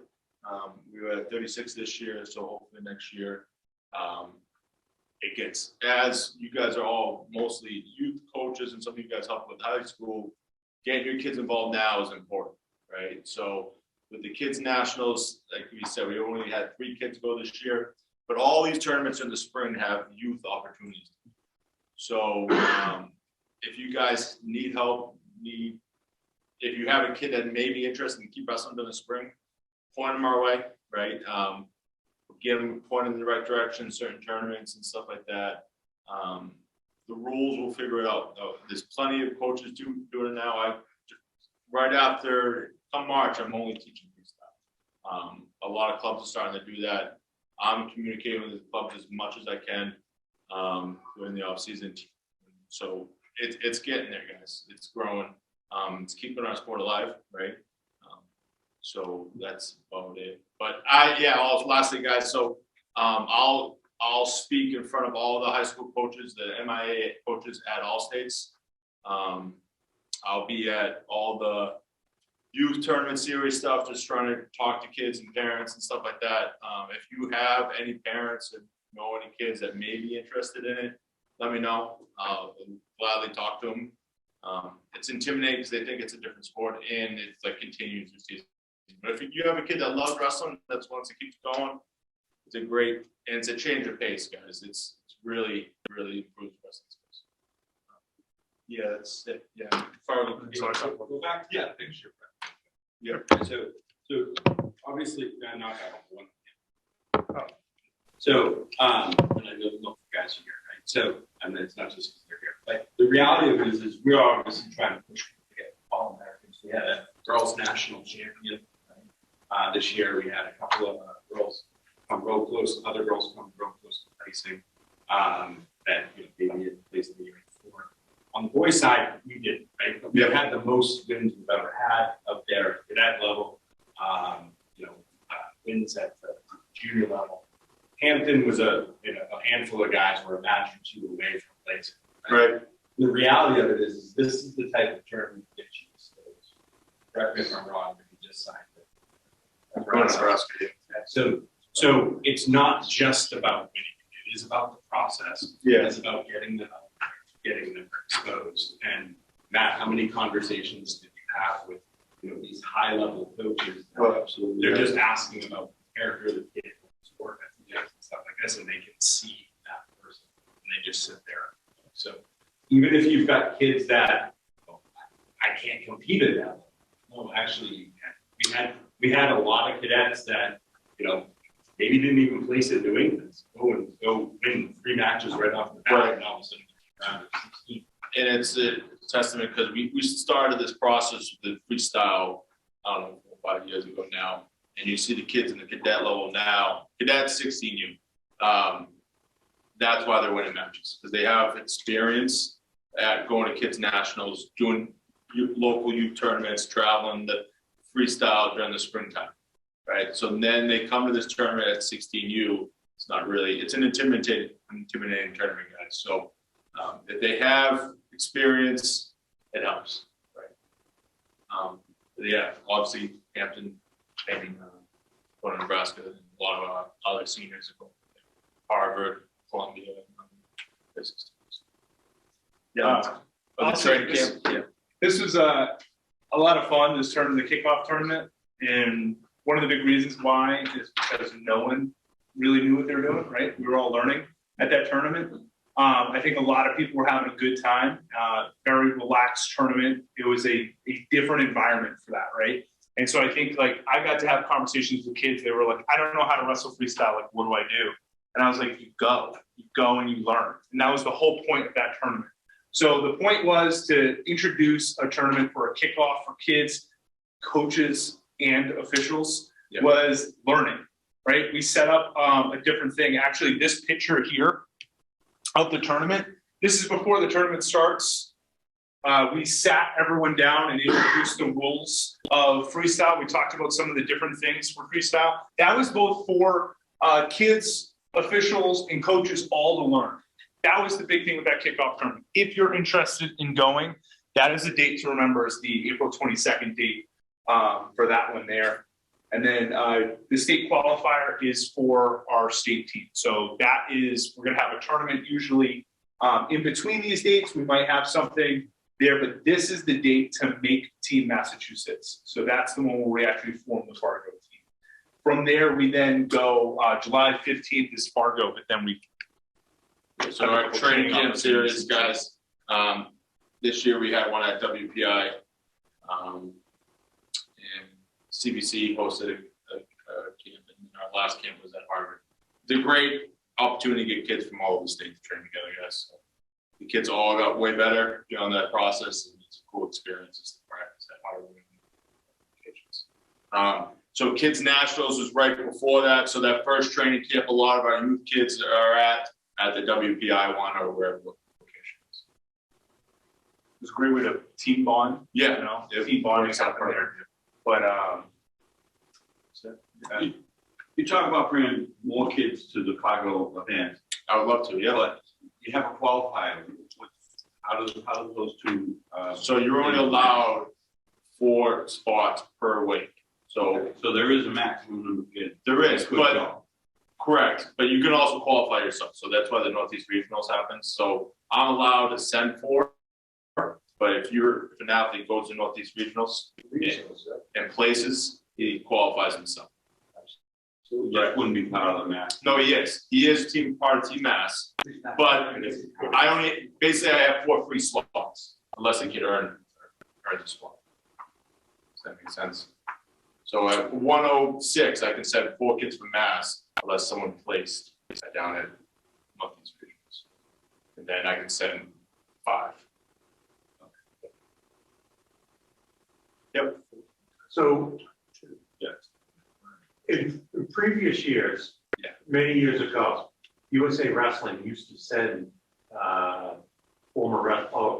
existing wrestlers or former wrestlers to do demos, training sessions. Is that going to happen? So- I have to think that our numbers are 3 times the number that they were back in the 80s and 90s. Yep. For USA wrestlers. And let's see, we got Gable one year, we got the Shore Brothers one year. So, Cal Snyder was just here last week. yeah, but that's not under USA Wrestling. Right. So I think we've had this discussion about I Even don't just- know what's going on. even just posting rules like technique sessions or rules clinics, like films that we maybe post online, right? Something like that. If youth coaches would be interested, it's something we can do too. We're talking about those. Posting that on the USA site. There is stuff like there's plenty of. If you want to know the rules, there's plenty of access film on on YouTube. There's stuff. But But also I think- USA Wrestling has their own training Yes, stuff. You can go exactly. for. Yeah, I mean, if you get, didn't you say that there's other events happening? There's a lot of events, guys. During the springtime, almost every single weekend there's a freestyle cycle. To Jim's question though, 2 years ago, Gary Mayab, who is the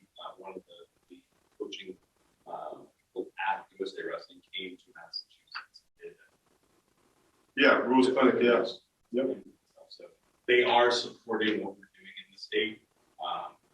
We absolutely should continue to reach out to them to continue. I mean, because a great day to have, you know, an Olympic team member, it would be that the grand opening on April 22nd. Right.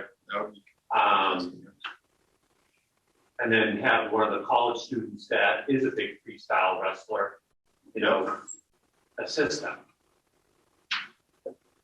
Did you have something on?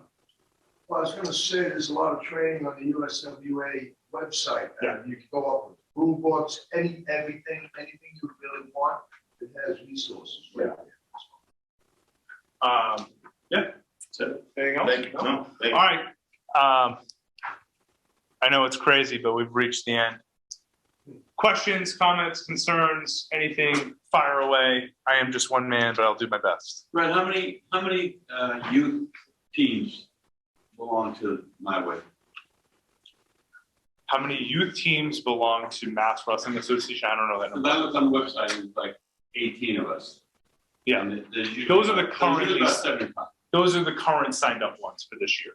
They- So that means they're like the same. you went to USA Wrestling, you signed your team up. What's and what's got the board doing to get everybody else involved? Because I think I only got the email because I was one of the 17.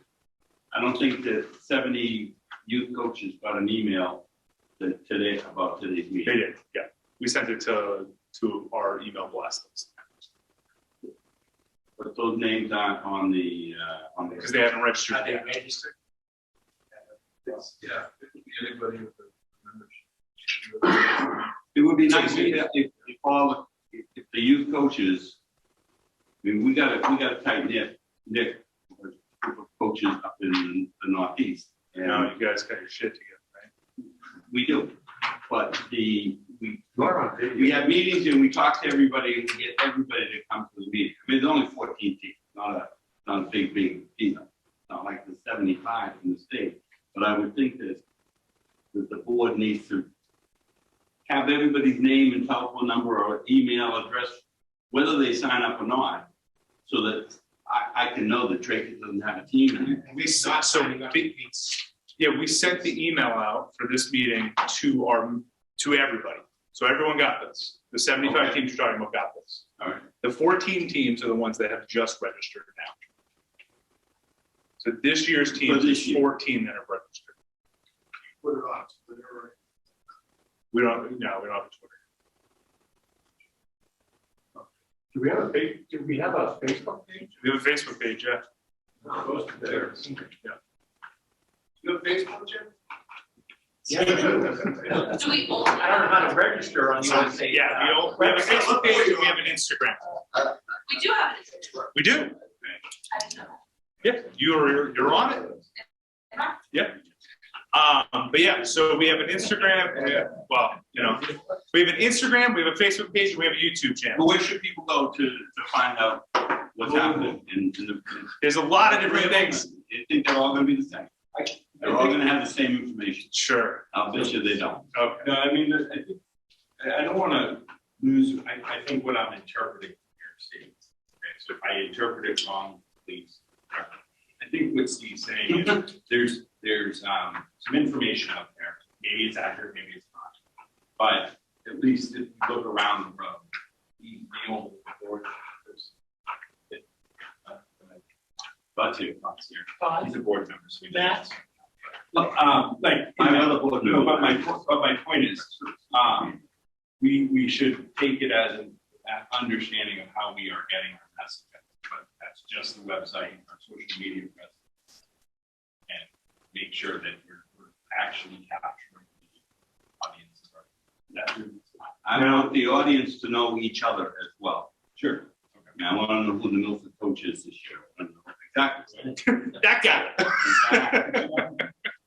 So somebody sent out an email this fall to all youth coaches wanting to put a Google document together. That's Joel. So Joel did. Where is it? What's happening? That's not- That's not So that's not us. That's a coach did that. So you'd have to reach out to Joel about that, to see if he did something with that. I think it, like, Once he's registered. yeah. It's simple. Yeah, so the bottom line is if you register your information, we can collect your information and we can share that stuff, but.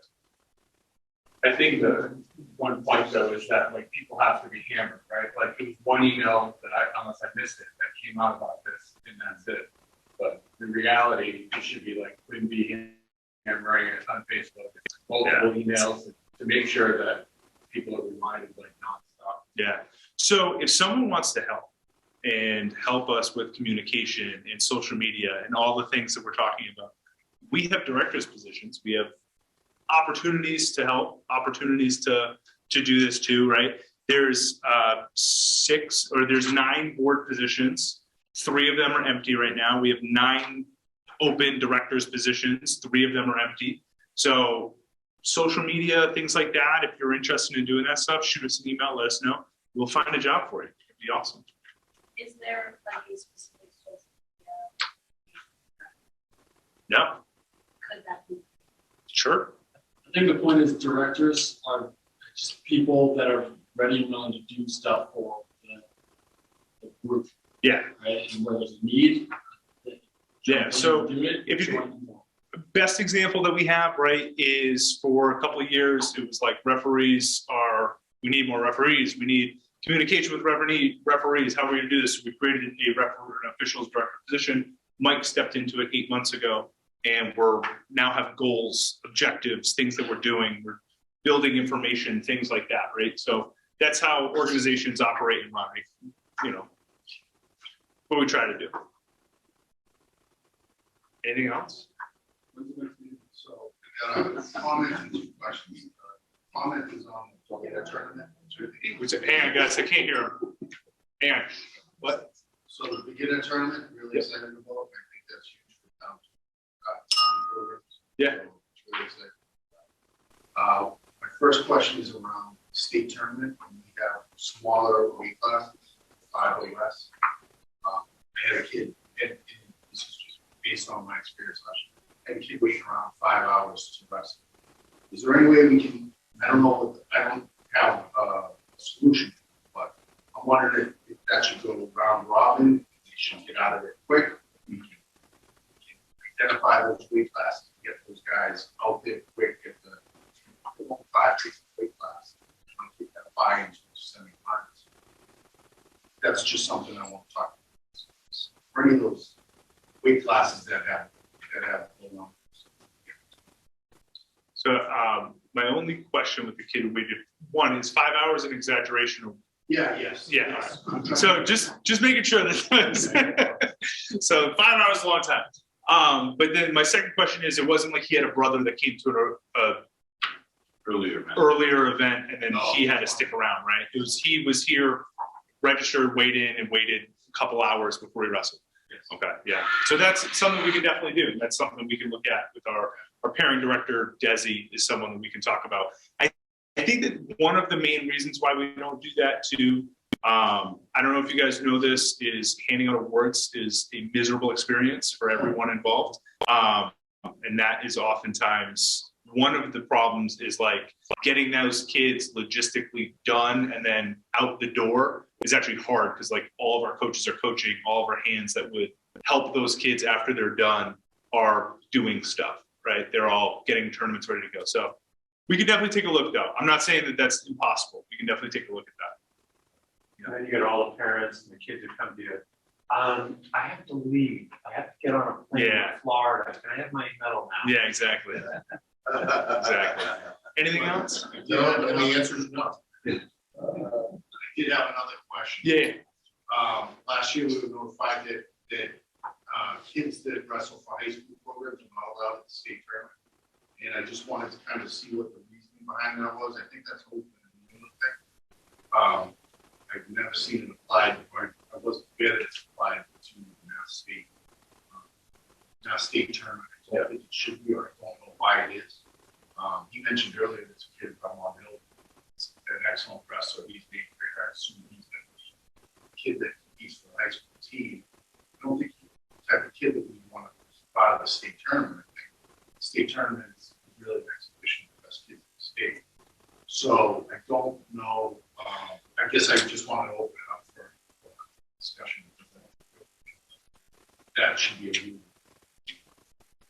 I want to bring it up. I'll say right now, you've got an 8th grader who could win the Prep New England as an 8th grader at 106 or 112 or 119. And he comes in and just tortures your middle school, your state championship. That's not doing anything for this kid. You know, he's better off at the high school level where he is. I mean, I remember seeing the kid from Ludlow come out, and the kid was undefeated in the state as a freshman and wrestle a freshman state tournament and literally torture 4 kids in a row. And you know what? It was that was not the right spot for that kid to be. So I think the policy is on our website right now, and I'm not 100% sure. But I think that the idea is, what Jim is trying to say is, at some level, there's what's the value of the grade. And so, if he qualifies for the high school maintenance, New England's, should that person be here? Yes, no. And then there's certainly this stuff. I'm not familiar, I don't recall the scenario that we thought. Yeah. Well, it was, I didn't make a big deal out of it. It was my son's way. But we do have more kids coming out next year. It's not expected to see. Both next year. All 5 private wings. I mean, the assumption is that some of these kids are superstar athletes, and some of them really aren't. That kid you mentioned is. There are other kids that barely qualify that should be at these tournaments. I mean, I feel like if you're of the age, if you're not aged out, if you're an 8th grader in Massachusetts, you should be allowed to wrestle. This is really an exhibition, and we want to show the best of what this state has to offer these kids. Even if they torture, even if they're miles ahead of some competition, they should be allowed to compete against kids their age. But I'm not looking for any kind of hold on it or anything like that. Yeah. It's just. No, it's good to open discussion. I wonder if now that classified by age and not grade, that would help for that. Yeah, it's 15U. The 15, I will say,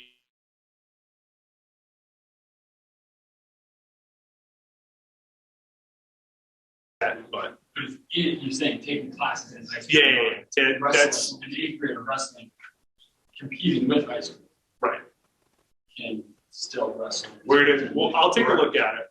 I think you have to qualify for states in order not to high school states in order to not wrestle in our series. Yes, That's that's right. right. We have to, whether it's. So you're wrestling sections. If you go to sections, states. Well, yeah, so like the girls have to choose, the girls have to like, you either choose, you're gonna do girl states, or you're gonna wrestle in boys sectionals, and then hopefully qualify for states and so on. You have to pick one round, you don't have the option to do both. So what Todd's saying, like, what if they had the option of, you do sectionals, if you qualify for states, great, if you don't, then That's what, states that's go great. to. Yeah. Online. Yeah. Anything else?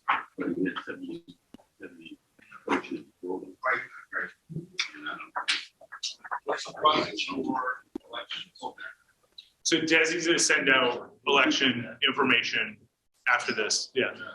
So basically what you're gonna do is nominate for positions, nominate people, and then, so Desi will send out that information. It's gonna be who you nominate, and then it'll be voting period.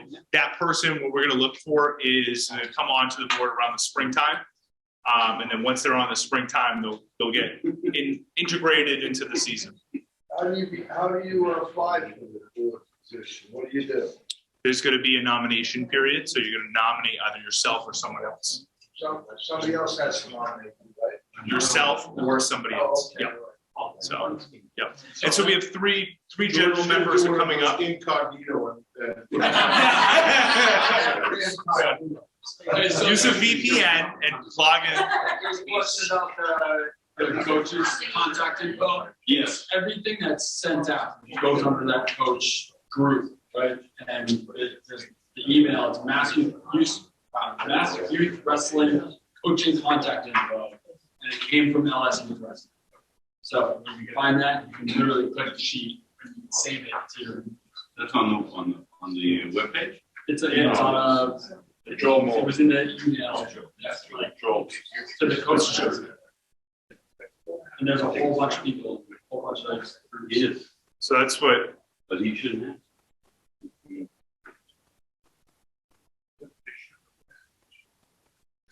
anything else?